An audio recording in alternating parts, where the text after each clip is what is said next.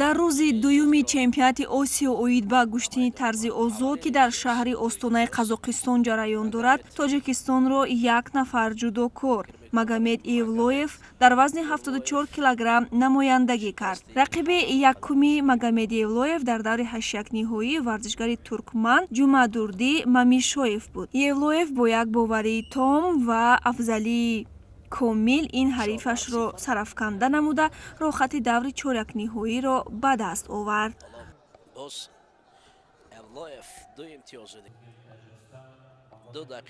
дар даври чорякниҳоӣ Магомед Евлоев муқобили варзишгари муғул Сулдху Олонбаяр нахуст иштибоҳ кард ва бо ҳисоби 0-8 шикаст мехӯрд, вале дар идомаи нерӯсанҷӣ кӯшиш кард аз ҳарифи худ имтиёз биситонад, аммо танҳо дар дарёфти 3 имтиёз муваффақ шуду халос. бо ҳамин тартиб сабқати гӯштингирон дар даври чорякниҳоӣ бо ҳисоби 8-3 ба фоидаи варзишгари муғул Сулдху Олонбаяр ба анҷом расид. узви дигари мунтахаби гӯштини озоди Тоҷикистон Муҳаммад Икромов мебоист дар вазни 61 килограмм баромад мекард, бинобар дар тамринҳо ҷароҳат бардоштанаш аз ҳунарнамоӣ дар мусобиқот даст кашид.